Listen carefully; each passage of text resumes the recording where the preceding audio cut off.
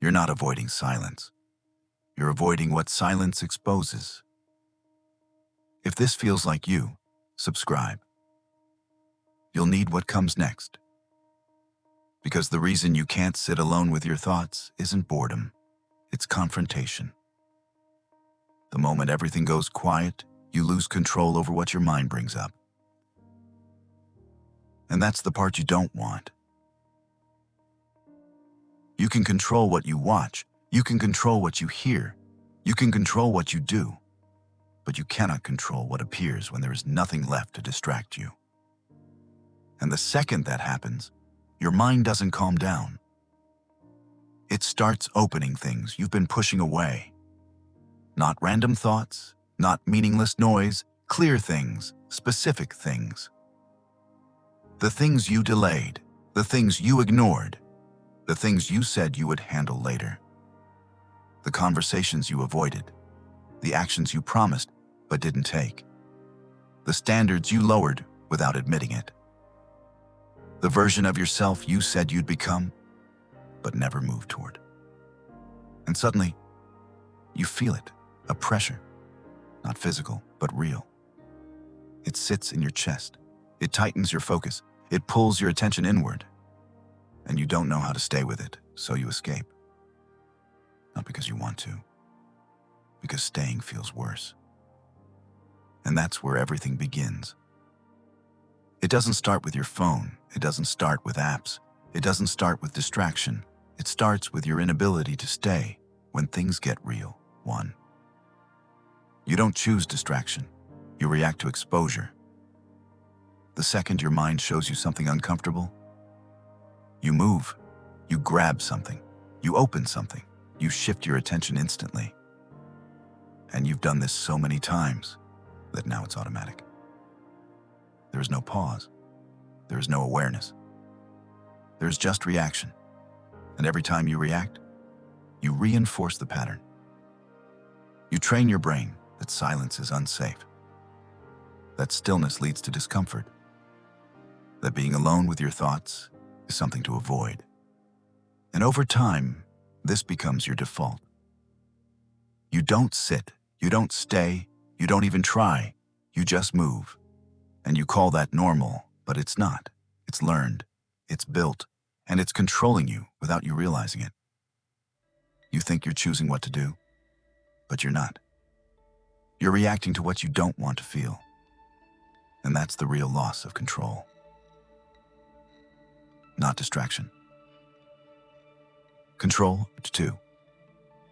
It's not your thoughts that are the problem. It's how fast you run from them. You don't let thoughts exist. You don't let them stay long enough to understand them. You interrupt, you cut them off, you replace them with noise.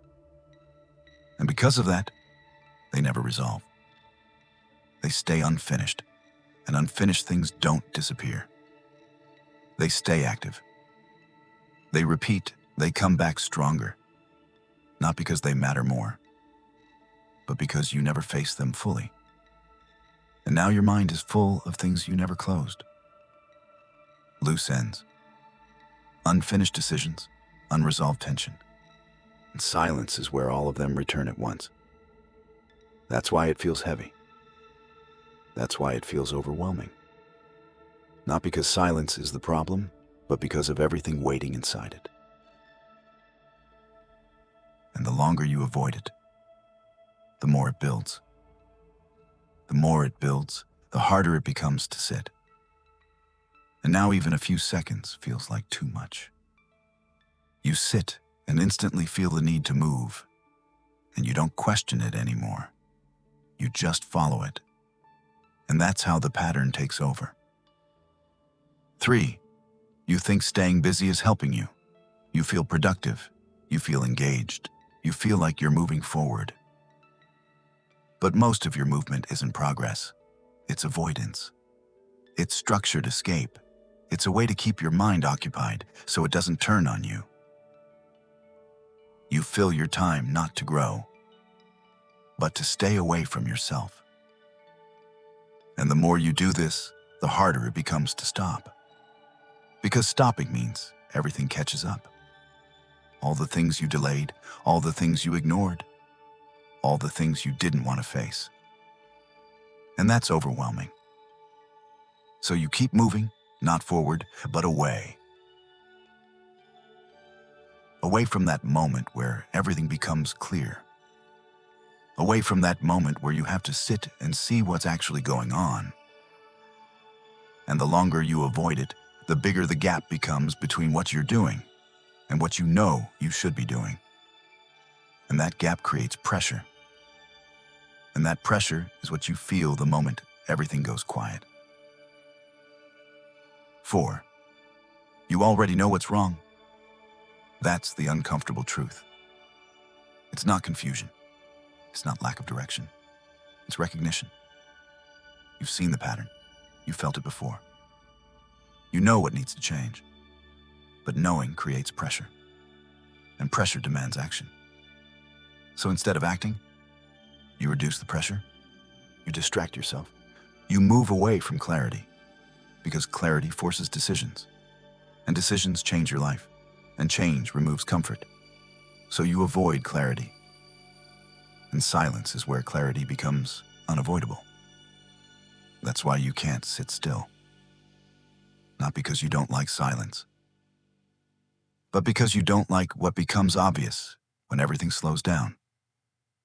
Because in silence, there's no excuse, there's no distraction, there's no noise to hide behind.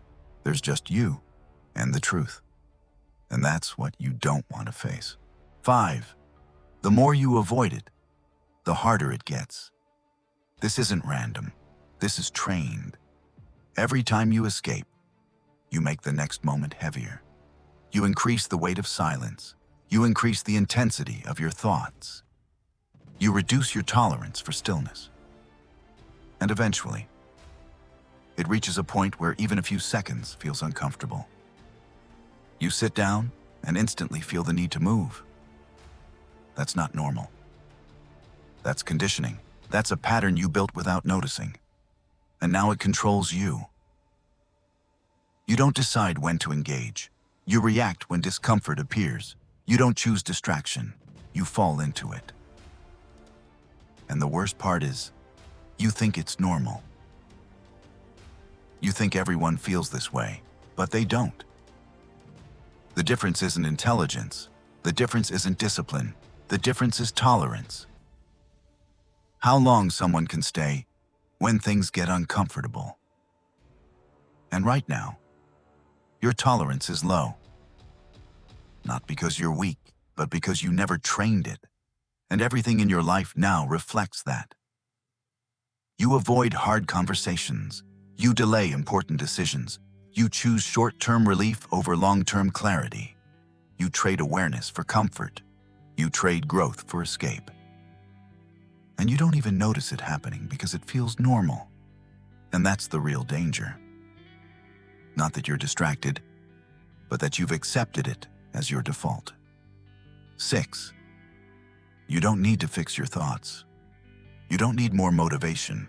You don't need another habit. You need one thing. You need to rebuild your ability to stay. That's it. Not what you think, not what you do. How long you can sit without reacting, without reaching for something, without shutting it down. And at first, it will feel wrong. It will feel uncomfortable. It will feel like pressure. But if you stay, something changes. The intensity drops. The thoughts slow down, not because they disappear, but because you stopped feeding them. You stopped running. And when you stop running, they lose control over you. You start seeing them clearly, not as threats, not as problems, just thoughts. And that's the shift. That's what you've been avoiding, not silence. Clarity. And the moment you can sit alone and not escape, you take control back. You don't need noise anymore. You don't need constant movement. You don't need to fill every second, because you're no longer afraid of what shows up when everything goes quiet. And that's where everything finally starts changing, and everything you've been delaying finally becomes visible. And everything you've been avoiding finally becomes simple. And everything you thought was complicated becomes clear. Not easy, but clear. And clarity is where change begins. And change is what you've been running from this entire time.